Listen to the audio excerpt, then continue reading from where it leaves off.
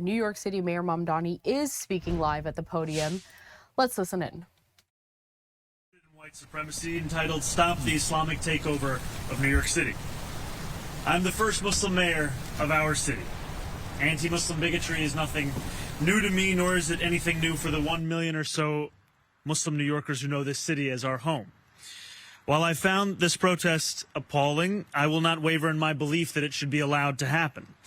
Ours is a free society where the right to peaceful protest is sacred.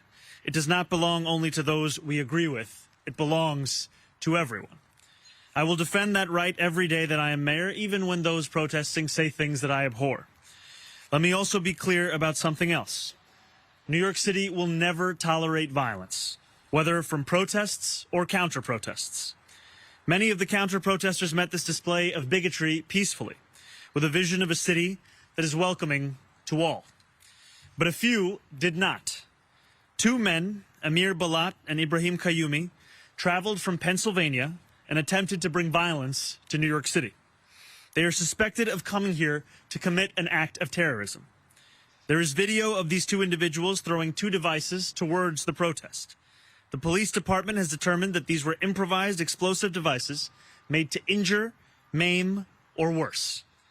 Thanks to the swift and decisive actions of NYPD officers at the scene, both men were immediately taken into custody, and the devices they brought taken off of our streets.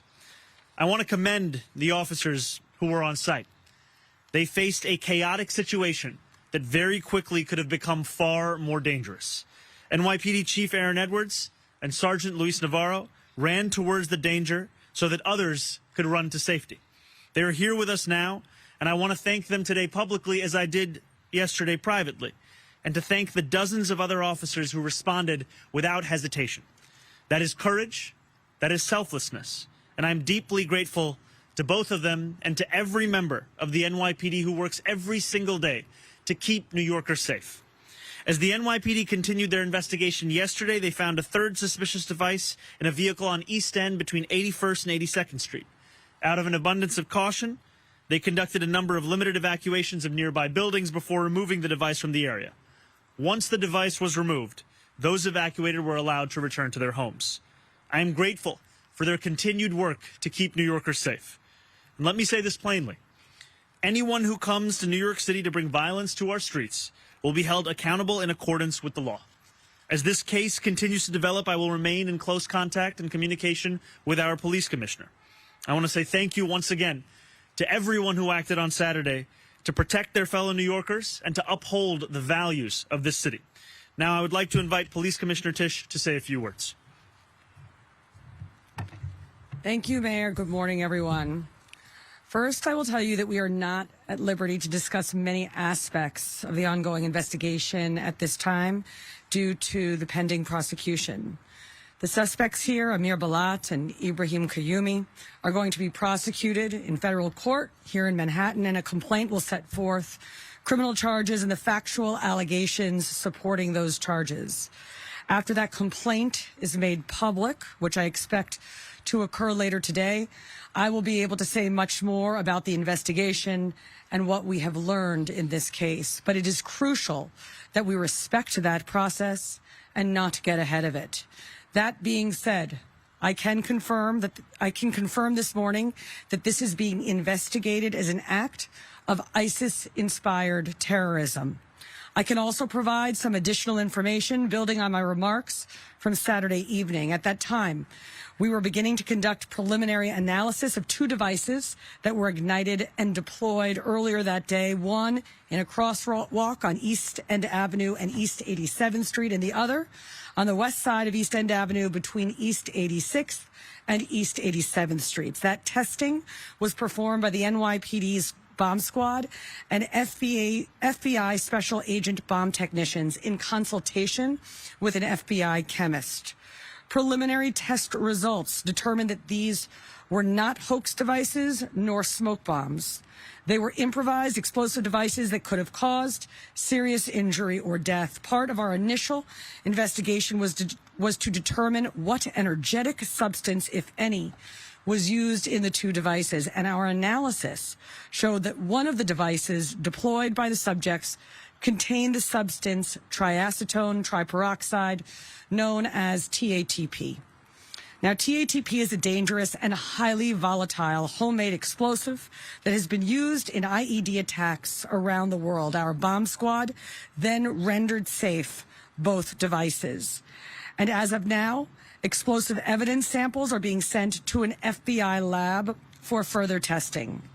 Our investigation also led our detectives to a vehicle that was tied to the suspects. And yesterday afternoon, patrol officers found that car, a black 2010 Honda with New Jersey plates on East End Avenue between East 81st Street and East 82nd Street. Using a robot, the NYPD's bomb squad was able to find another possible suspicious device and materials inside the car consistent with the first two explosive devices, and the area was immediately frozen and cleared. A limited evacuation of certain floors and certain nearby buildings was conducted while the officers secured the vehicle and removed this third device, which was transported to Rodman's neck for further testing. This third device tested negative for explosive material. Once the scene was secure and deemed safe, residents were allowed to return to their homes. Now, we have been in a heightened state of alert in New York City since the start of hostilities in Iran, and we remain in that posture today. We will continue to deploy additional counterterrorism resources throughout New York City, including heavy weapons teams, K-9 units, aviation, and more.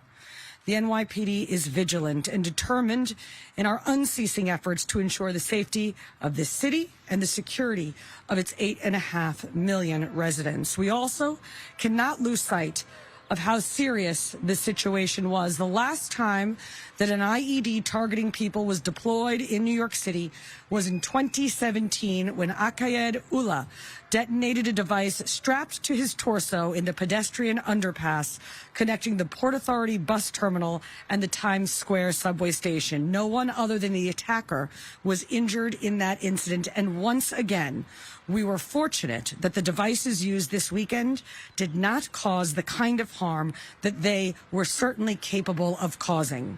But luck is never a strategy. Devices like these have the potential to cause devastating harm, which is why the NYPD does thorough counterterrorism investigations and treats every incident of this kind with the highest level of urgency and care. And it is why we remain vigilant. The safety and security of the entire city ultimately rests on the judgment and the courage of the men and women of the NYPD. And on Saturday, we saw that in its truest form.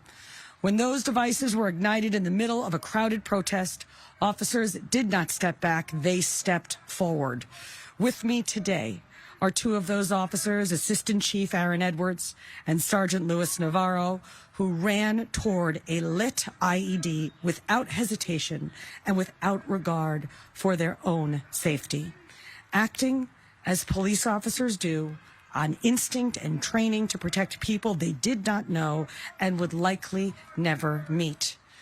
Moments like that remind us what policing truly requires, because behind every counterterrorism operation, every bomb squad response, every emergency call that sends officers running towards danger, there are human beings who make the decision to step forward when others are running away. Chief Edwards has been a uniformed officer for nearly 23 years. He is, as of December, our newly minted borough chief in Manhattan North. Chief Edwards joined this department after witnessing the heroism of NYPD officers on September 11th. And on Saturday, we saw that same spirit carried forward in the way that he responded. Sergeant Navarro has spent the past 11 years serving the city he grew up between Puerto Rico and New York, eventually settling in Washington Heights and the Bronx, and joined the NYPD after a close friend encouraged him to take the exam. On Saturday, he and Chief Edwards responded with a calm judgment and professionalism that situations like this demand. Together, they represent the dozens of cops who were safeguarding that protest Saturday afternoon, and the nearly 35,000 members of this department who stand watch over New York City every day. Our entire city owes all of them a debt of gratitude, and although I've said it to them many times already, I will never tire of it. Thank you for your service. We'll now take some questions. All right, thank you, everyone. We have time for a few questions. We'll start with Jake, AP, right here. Right here. Sorry, we have a microphone, too? I know you can't really go into so much detail at this point, but given that you are saying this is an act of ISIS-inspired terrorism or being investigated, can you give us? Sorry, could you just speak up a little bit more? Yeah. Can you just give us any sense as to what information you may have to indicate that this is, possibly ISIS-inspired? Also, the commissioner mentioned the heightened state of alert related to the war in Iran. Any indication at this point that there's a connection?